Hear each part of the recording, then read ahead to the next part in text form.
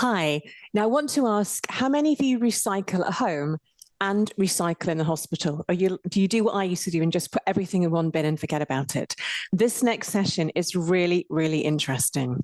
Did you know that the NHS accounts for 4% of England's carbon emissions? We urgently need to know ways about how to make healthcare greener just for the good of the environment. So let's hear more now from the Greener NHS and 3 of the This Institute Sustainable Healthcare Fellows. And remember, keep posting your questions for the chat at the end. Over to you, Tara. Hi there, I'm Tara Lamont and I support the fellowship programme here at this institute. So, as Liz was saying, there's a moral and practical imperative for healthcare organisations to take active steps to reduce their carbon load. But also in this session, we'll hear how environmental sustainability should be seen as a dimension of quality. That is, greener care is also often safer care and better care and cheaper care. We've seen many fantastic bottom-up initiatives over the years from clinicians and others forcing changes to reduce emissions and carbon loads in areas from perioperative care to renal services. And from 2020 in this country, there are now clear and ambitious targets from the top for the NHS to achieve net zero in the next 20 years. You'll hear shortly from our first speaker, Natalia Kurek, from the Greener NHS team, who will set out these challenging targets and how organisations are meeting them. It's clear that this will need not just technical solutions, but also major changes to how people work. The research to support this will need to focus not just on what interventions work in reducing waste and emissions, but also how to shift culture and achieve buy-in from staff and patients to radical changes in how and what care is delivered. At this institute, we're glad to contribute to this research agenda. We put out a call last year which attracted much interest, and we're pleased to make 3 awards. You'll hear from these 3 fellows shortly with very different backgrounds, from an ENT surgeon to an architectural engineer and a civil engineer. And they're talking about very different interdisciplinary projects that bring together both their own technical knowledge with social science approaches to tackle important questions in different areas, from developing and evaluating greener supply chains to testing new approaches to waste management in hospitals to future-proofing buildings against future climate shocks. So, as Liz said, do post questions and comments as we go. We want to hear about the challenges you may be facing in achieving and responding to targets to achieve net zero in different clinical settings. But we also want to think about how we can bring together research and researchers in this area who are often quite dispersed in disciplinary silos, and to find out what do we still need to know to make our health services sustainable.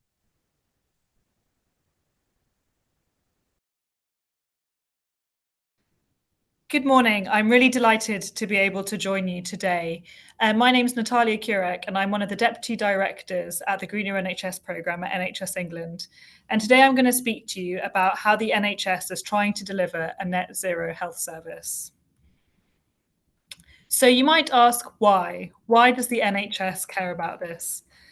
And we do because the climate emergency is also a health emergency. We know that it's already affecting health outcomes, and we know that it will just continue to disrupt our ability to deliver care.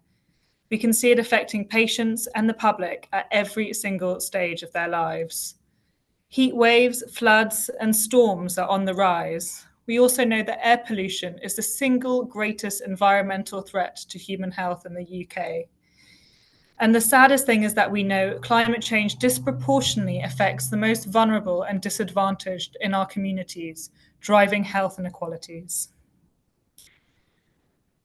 So what can the NHS do? As the largest employer in the UK with over 1.4 million staff and contributing to 4.6% of UK's carbon emissions, we know that the NHS is part of the challenge, but it must also be part of the solution. We talk about the need and the desire to deliver high quality care for all, now and for future generations. And we can only do that if we seek to challenge carbon emissions at the very source, and that includes the source of healthcare emissions as well. So that's why back in 2020, the NHS set 2 really ambitious targets: to get to net zero for the emissions that it controls directly by 2040, and we call that our carbon footprint, and to get to net zero by 2045 for the emissions that we can influence, and we call that our wider NHS carbon footprint plus, as you can see on the diagram on the right-hand side. You might think 2040, 2045 seems like decades away, but that's why we set 2 really ambitious interim targets as well: 2028 and 2036 respectively. Those are just around the corner. That means we can't wait to take action in 5, 10, 15 years.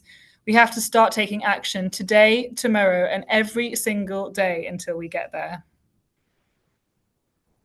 I really hope that this is familiar to many of you here today, but for those who aren't familiar with these 2 diagrams, just very briefly, I want to mention the one on the left, which shows the sources of carbon emissions by proportion of the NHS carbon footprint plus. And what you can see is that there are very kind of clear areas that we need to focus on: building energy, medicines, travel and transport. But I think most significantly is that in the blue, that is our entire wider supply chain. There's a huge amount of work that needs to be done with the 80,000 suppliers that the NHS has to really help us reduce our carbon emissions going forward. And what the table on the right-hand side shows is the sources of carbon emissions on the left-hand column set against settings of care. And whilst it's very clear that a huge amount of work needs to be done in acute settings of care, it's clear that action needs to be taken across every single different setting of care. So you might ask, how are we doing this? And there's a huge amount of work that's going on our travel and transport. So how do we start to decarbonize our fleet, both our emergency fleet, but also our non-emergency patient fleet? Some incredible pilots going on across the country, showing electric ambulances and electric vehicles being rolled out. Estates and facilities, as you saw on the diagram before, a huge amount of work to be done on our existing estate, but also thinking about how we might build net zero hospitals in the future. As I mentioned, supply chain, a huge source of our carbon emissions. We've set out some really clear targets for our suppliers in terms of what we expect from them. And this includes, from next year, carbon reduction plans that are published for every single procurement contract that the NHS has. Work on some of our highest carbon emitting medicines: desflurane, nitrous oxide, and metered dose inhalers. With desflurane, we've seen a huge progress. We've seen an announcement of decommissioning desflurane from the beginning of next year, the first medicine in the UK to be decommissioned based on environmental reasons. That's fantastic progress. What I want to do is briefly spend a little bit longer talking to you about the clinical transformation side of things and also the research and innovation side. And you might ask why? Why do I want to focus on these? So when we go back to the chart that I showed you earlier, the only way that we can really reduce emissions across all of those areas is if we really start to think about the way that we design, develop, and deliver models of care for the future. That's because we know that every single care component has an associated carbon footprint. We also know that care needs are higher. If care needs are higher and more complex, the carbon impact of that care increases. We also know that if care is delivered inefficiently or inappropriately, again, carbon impact increases. And of course, if we're using carbon intensive resources and treatments, then again, that increases the carbon intensity of that stay. And that's why we really want to talk about these kind of principles of low carbon models of care. And they align with principles of high quality care. And that's what we really want to support people in understanding, is that high quality care is lower carbon care. So by keeping people healthy, focusing on things like prevention, on population health, We should really hope to see people coming in earlier during their disease progression rather than when they have really complex conditions and need more intensive resources. We also really want to make sure that when patients are being treated or seen, they're being seen in the right place at the right time and given the most evidence-based care, the most efficient care that they could possibly get. And when there are alternatives, or where we know there are lower carbon settings, making sure that patients are treated in those settings and given those lower carbon alternatives. But we know that we can only do this if we're supported by leadership. That's clinical and non-clinical leadership across the entire system and workforce. And every single person can be a leader in this space. So just a little bit more on that leadership concept. So again, I hope that many of you know this now, but every NHS trust and integrated care system is now required to have a board level lead responsible for net zero. And every NHS trust and ICS now has a green plan as well, really ambitious plans in place on how that organisation plans to get to net zero. But we know that we need to support the workforce in order to be able to take those changes. And that's why we've developed training in partnership with colleagues across the system, introductory training, carbon literacy training, and sustainability leadership training for those who hope to go into board roles in the future. We also know the importance of every single different clinical colleague being involved in this and taking leadership roles. And that's why we're really proud to host the Chief Sustainability Officer's Clinical Fellowship Scheme, which sees dentists, pharmacists, doctors, nurses, allied health professionals, all coming to us for 1 year to really share their frontline experience so that we can learn from them and drive further change across the system. And I'll end with research and innovation and an honest hands up to say we do not have all the answers. There is a huge amount of unknown. There is a huge amount that we still need to learn. And that's why I really call to all of you today to really think through what are the research gaps? What are the innovations that we might need to drive forward change? And really share those with colleagues, share funding opportunities with colleagues. We're seeing funders across the UK really start to get interested in this field, which is fantastic. But we just need to continue. We need to build academic networks, research networks. We need to partner with our entrepreneurial colleagues to really start identifying what these innovations could look like to help us get to net zero by when we need to. So I hope that's given you a really good introduction to the Greener NHS programme, and I look forward to answering questions shortly. Thank you.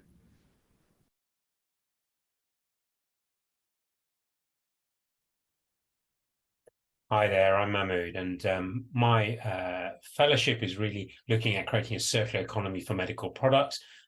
For those of us who work in medicine, we really recognise the sort of move to a throwaway culture. So my work has been looking to try and define the issue and the problems associated with the throwaway culture, and then what are the sort of barriers and incentives that we can do to create that change. Here's some data from my group. I work with a group that look at these issues, and here's an example of our throwaway culture. We looked at some of the most common operations performed in the UK. I'm a surgeon myself, and what we find is that a large amount of the carbon footprint of the products used is due to that single-use equipment. So that red part of this pie chart shows the carbon footprint of the single-use products compared to reusable products. You can see that's the major driver of the carbon footprint, for example, of an operation. In fact, over 2/3 of the carbon of the products is due to this single-use culture. So that's really the environmental harm side of things that exemplified here. But there's more than environment. There's more than just carbon that's causing environmental harm. So we get toxins as well, released from over-materialization. These are not natural compounds that we're using. So, for example, some data from colleagues that I work with found microplastics in the operating theatre, tiny little particles of plastics that are unfortunately in all our indoor environments. In the operating theatre, they were 3 times higher than we find in other environments. And here's a chemical called DEHP in wastewater from a hospital in Denmark. These data were sent to me. This is a chemical used to soften plastic. The red line on that chart shows the normal safe levels, and you see there are very high toxic levels of this compound in our hospital environments. So these are toxic to our planet in multiple forms, not just carbon. In addition, what we've found is that this linear economy, this throwing things away, leads to a price reduction and what's called global value chains. So we see these for other products such as textiles, the clothes that we wear, and agricultural products. The world has moved to sourcing products from wherever, anywhere in the world, and the problem with that is it can associate with labor rights abuse. It's very difficult to know what's happening in healthcare because we have really very little transparency in healthcare, although I have been successfully campaigning for greater transparency in our supply chains, and we've got some legislative changes now in place for that. When we did try to look at with my colleagues in Norway at where our products are purchased, they actually had some data, and we found that where the data were available, and still half of the data we just didn't know, there was a mapping of the origin of these medical products to countries with no very high risk of labor rights abuse. So what we find is that with this linear economy, we're causing planetary destruction, and we're also causing potential social destruction in terms of labor rights harms. I'm going to show you examples of that. And why is the reuse economy the big thing that we need to move to?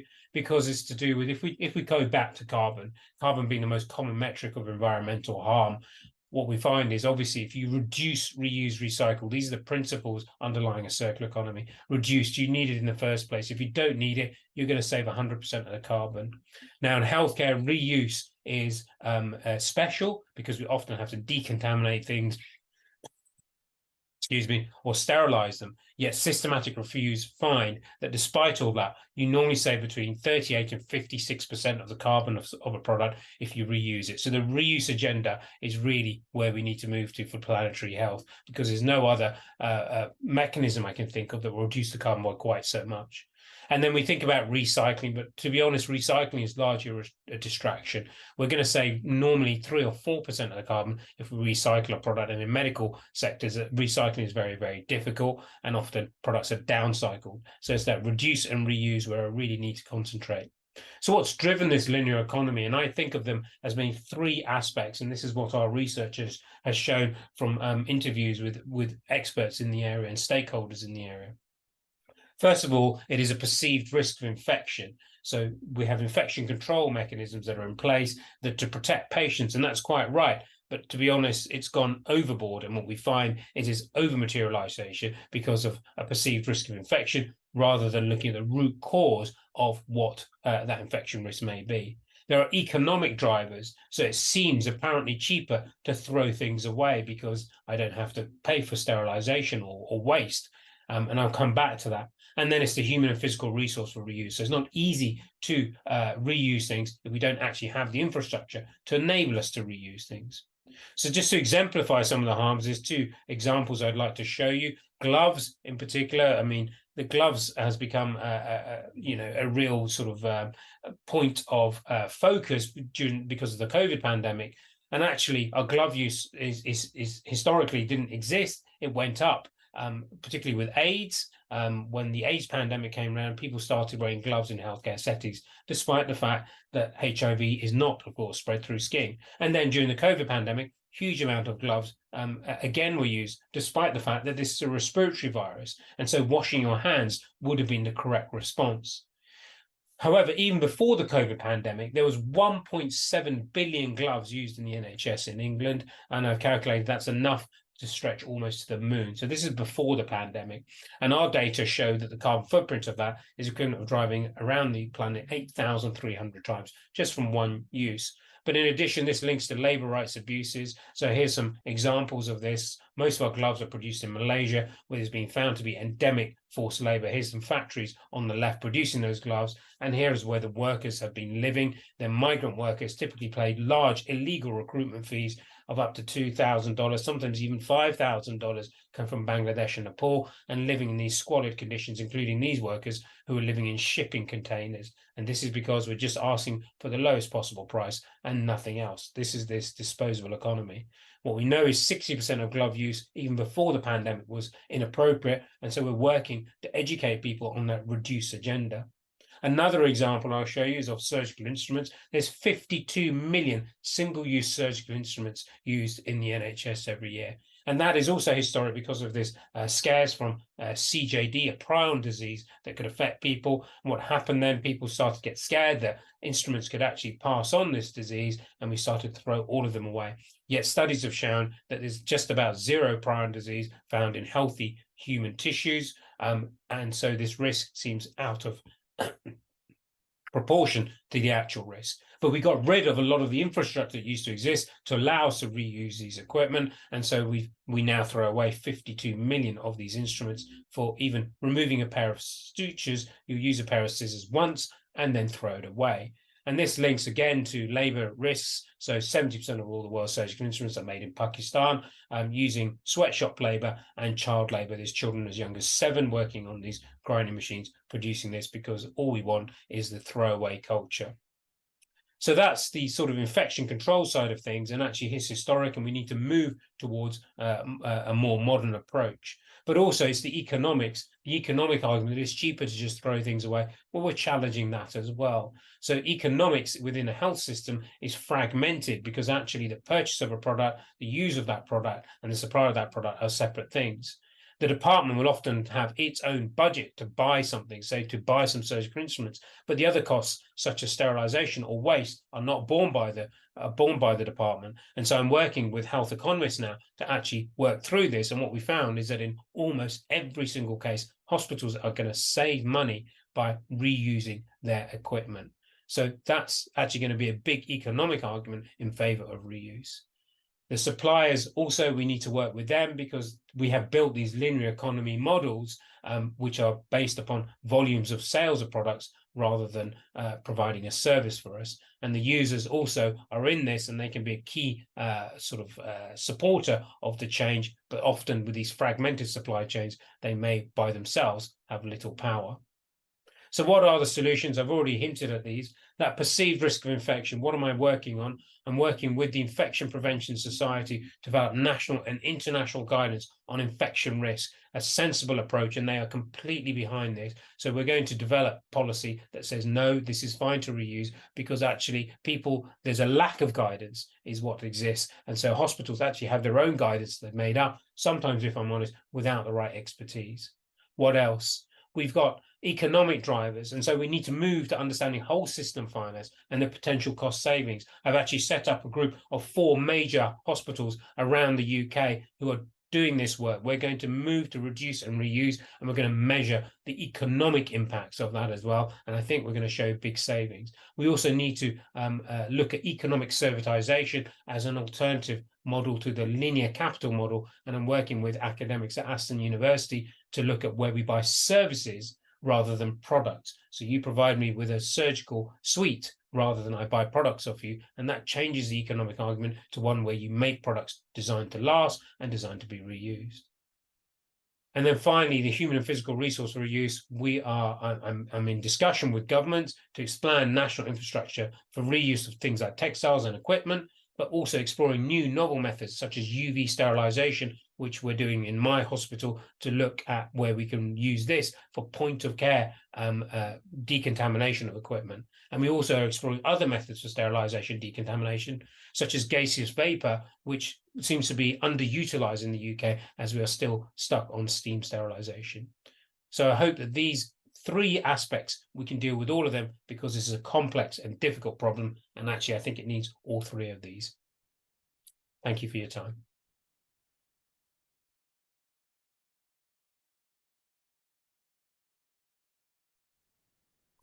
Good morning, and thank you for this opportunity. I'm Dr. Federica Pascale, fellow at this institute and associate professor of sustainable built environment at Anglia Ruskin University. I've been working on sustainability and resilience of healthcare built assets for the past 15 years, and today I will present my fellowship project, Integrated Sustainable and Resilient Healthcare Real Estate. The problem behind this project is the fact that global warming is a reality and is bringing considerable changes to the climate pattern worldwide. If we look at the UK, temperature of up to 40 degrees could be a regular occurrence by 2100 if carbon emissions stay very high. Climate scientists now agree that increasing level of carbon dioxide and other greenhouse gases are directly linked to the increasing global temperature. Given the role of climate change in health and health inequalities, it is concerning to see that the worldwide healthcare climate footprint is equivalent to 4.4% of global net emissions. This means that if the health sector were a country, it will be the 5th largest emitter on the planet. In the UK, the NHS is responsible for 5.4% of the UK total carbon emission, which is equivalent to the greenhouse gas emissions of 11 coal-fired power stations.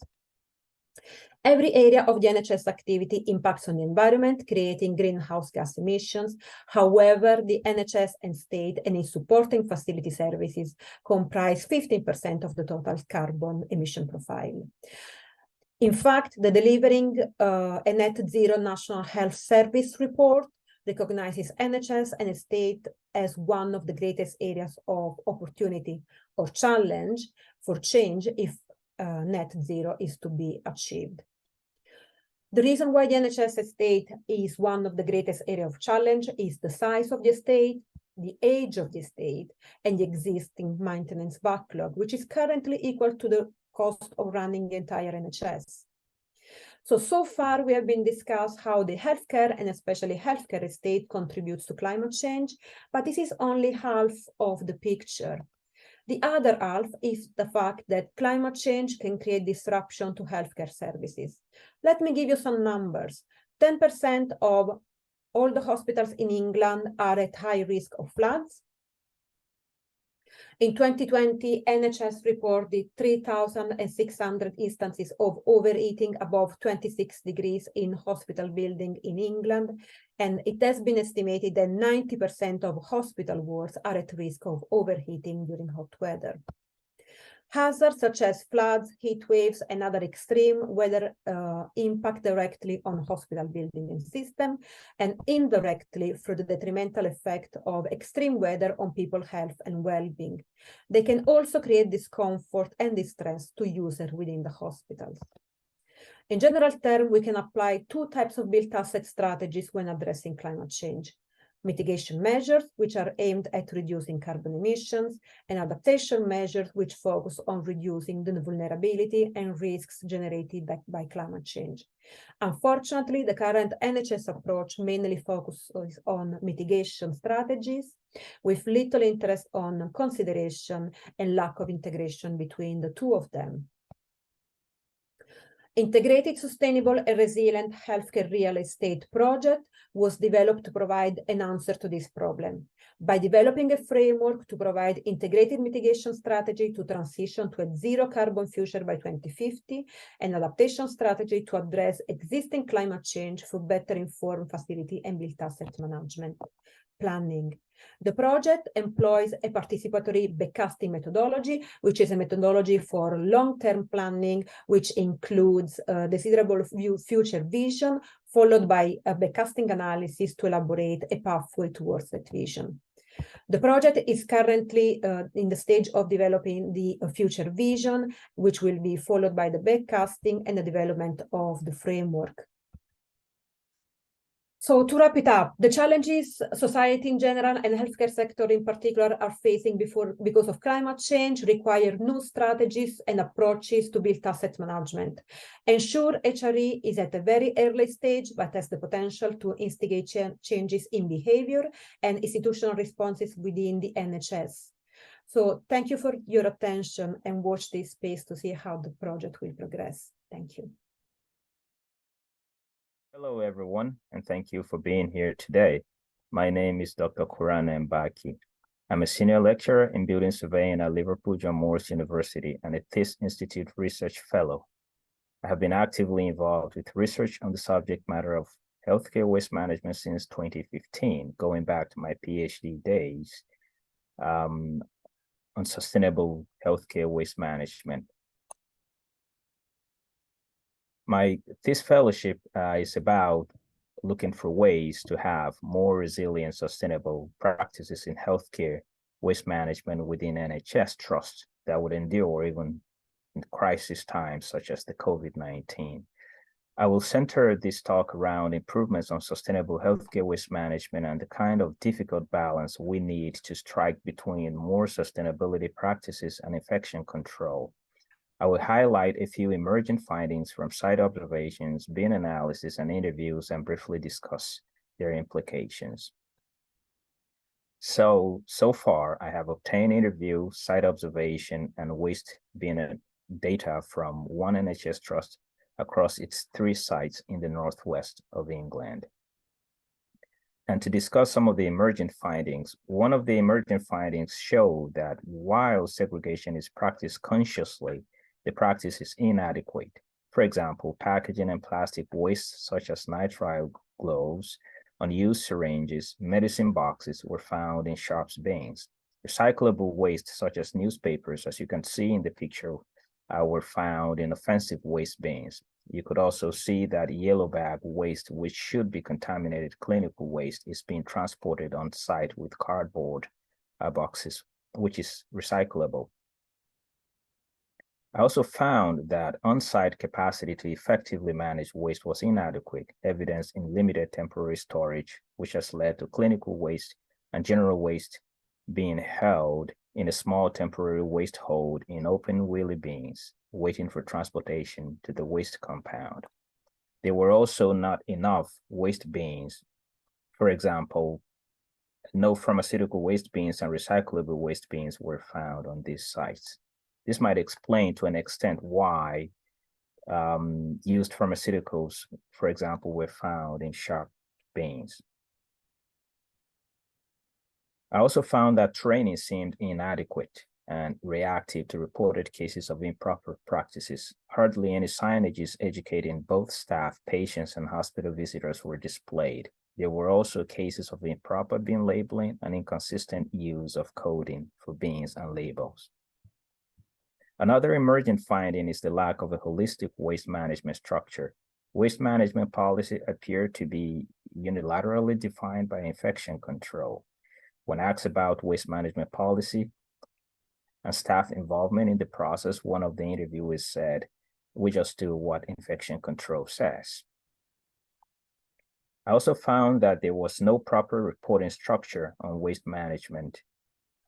generation rates, sources, and environmental impact, as all interviewees, for example, struggled to give a particular figure of how much waste they generated.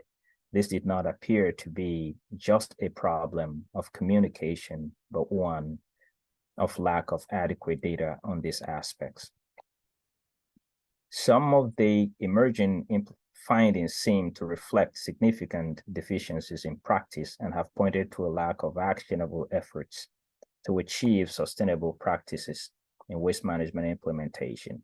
There appears to be a mindset that healthcare waste management is about infection control and cost rather than a holistic approach which will address both the issue of infection control, cost reductions, and reduced environmental impact. The question now remains, how do we go from a situation where it appears infection control is at loggerheads with sustainable practices to a seamless coexistence? That would bring us to the next stage of this study. So the next aspects of this research is to further obtain more data on decision-making around healthcare waste management, data on staff knowledge, attitudes, and perceptions around sustainable healthcare waste management implementation, and data on how sustainable healthcare waste management could more effectively and resiliently be implemented. That will lead us to creating a tool for resilient, sustainable healthcare waste management practices within NHS trusts across the UK, possibly. I would like to thank this institute for generously providing funding for this project and making it possible. I would also like to thank the trust that have so far participated in this study and for the valuable data the respondents have provided. And lastly, but not least, thank you for listening. And if you have any questions or want a further conversation around this topic, please do not hesitate to get in touch. Thank you.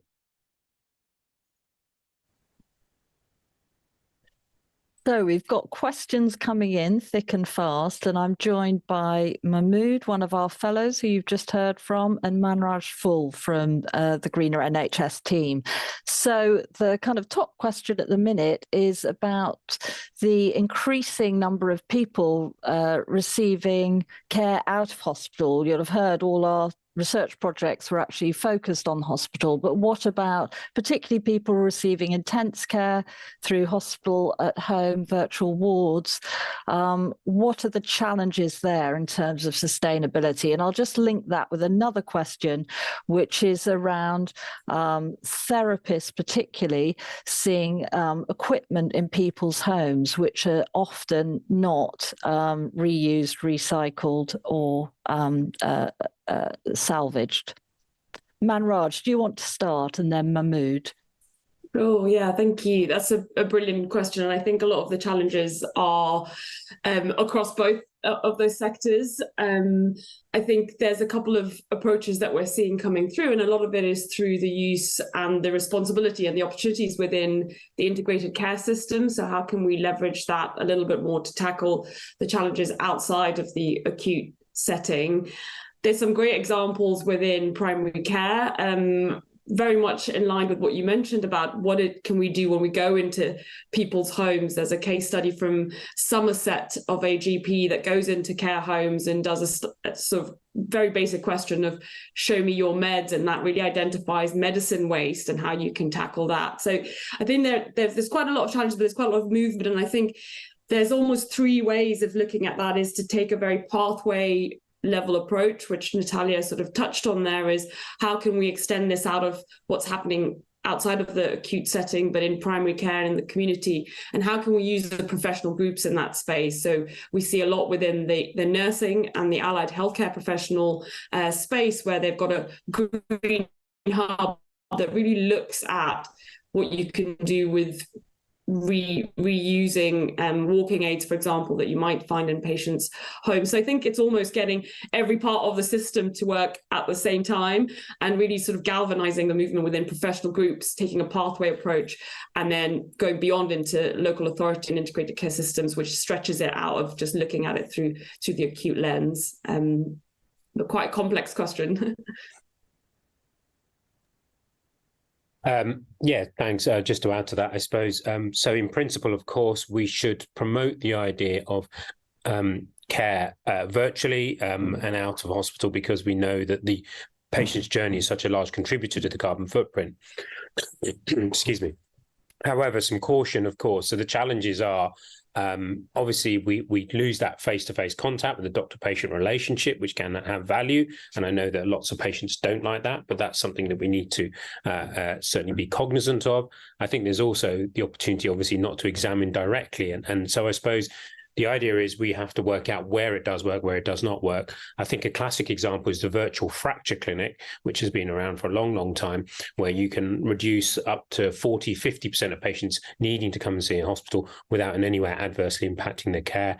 I've done some work on patients with recurrent sore throats. Those patients were actually quite happy because they were young. They didn't want to lose a day of work or education or parental responsibilities. So I suppose the question is, where does it work, and where do we make sure that the patients are happy with that approach, rather than having a blanket approach that's the norm?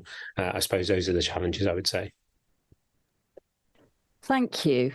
And now we've got a question from Mary Dixon Woods. How can we better link the evidence on infection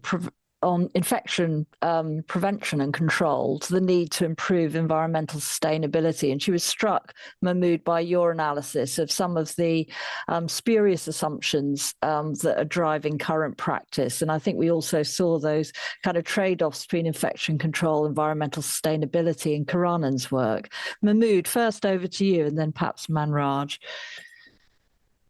So I think well, thanks for the question. I think what I found is that there's a policy void. It's not that there is a policy, it's just there isn't a policy. So people are actually often making decisions where there is no good evidence, and often the decision is made at a local place. So infection control as a specialty really expanded perhaps 20 years ago when we had healthcare such as MRSA, where the government then said every single hospital must have an infection control expert, but actually that wasn't backed up necessarily by the education or by national policy. And so people were making decisions at a local level without necessarily having the understanding or the support that they needed. And the knee-jerk reaction then is just throw things away. So we see this large variation. What I'm doing now is I'm working, there's a sustainability interest group that's been set up at the Infection Prevention Society, and we're trying to work through actually what are our priorities in terms of bringing in guidance to enable the reuse agenda to be supported. And it's interesting, when you speak to senior people in infection control, they're completely opposed to throw everything away mantra. They're actually saying, no, this is not sensible. There's something called the Spalding classification. We need to bring that back in.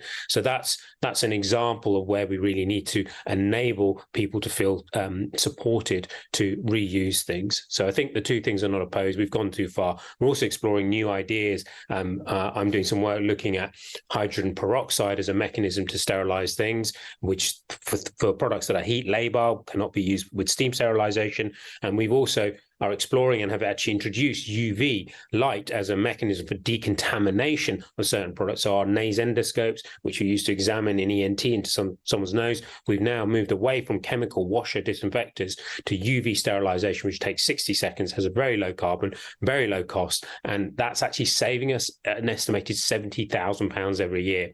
So I always say the green agenda, we've got to explore things, but usually going green is going to save money, and that's really what may well drive the change.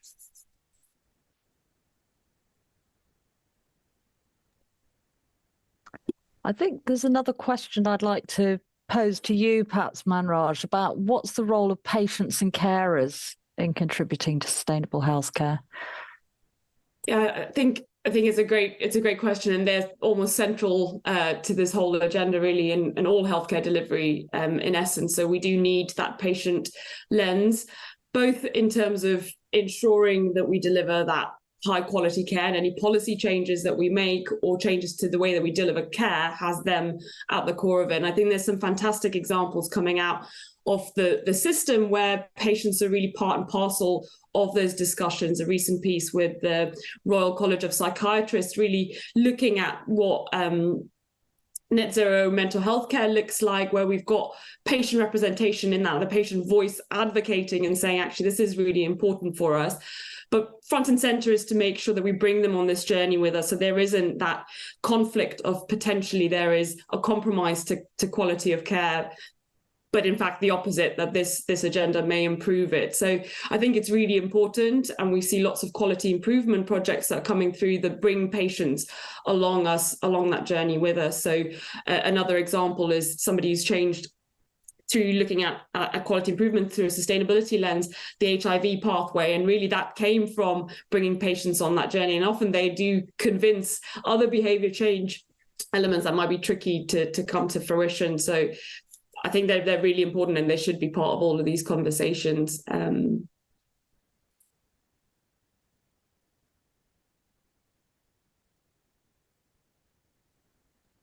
Sorry, Tara, you're on mute. Sorry. So turning to you, Mahmood, and sort of linking to another question, a related question about how comfortable do you think patients are with the idea of reusing surgical instruments, for instance?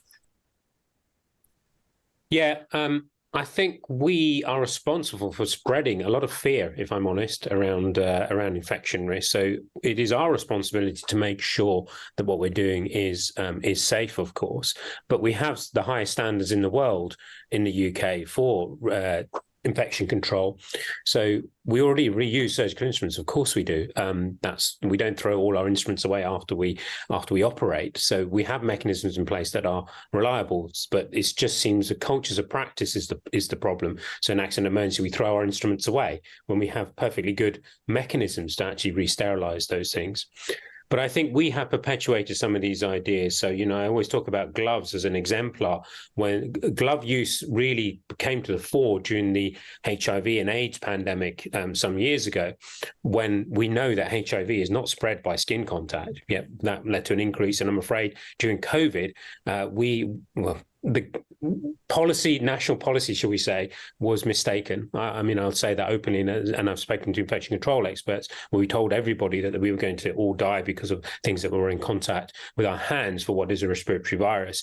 The messaging should have been distancing and washing our hands, even in hospital situations, because there's no evidence that the gloves work. And then we perpetuated these ideas where people were going shopping wearing gloves. So I think it's us that's perpetuated the wrong ideas, and we just need to rebuild that confidence in our public, because I don't think anybody at any point is saying going green is about compromising patient care. Quite the opposite.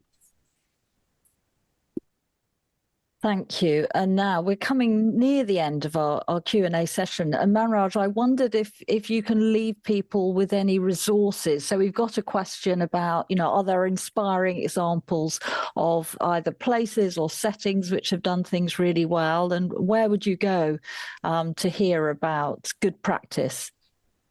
Sure. Yeah, that's a great opportunity for me to plug some of our work and others. So I definitely recommend people visit the Green NHS webpage, sign up to the newsletter, follow us on social.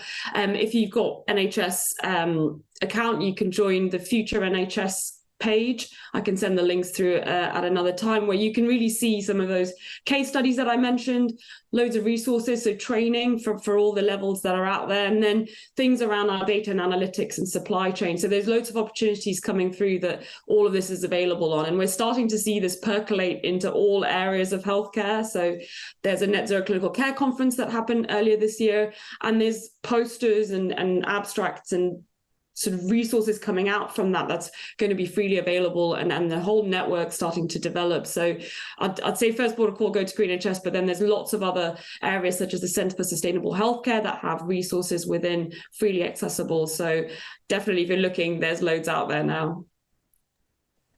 Thank you. There's also a great long read from the Health Foundation too, which has some worked examples. So thank you to my panel, Manraj and Mahmood. Some of us will be available in the Meet the Speaker session later today, and thank you for listening to the session.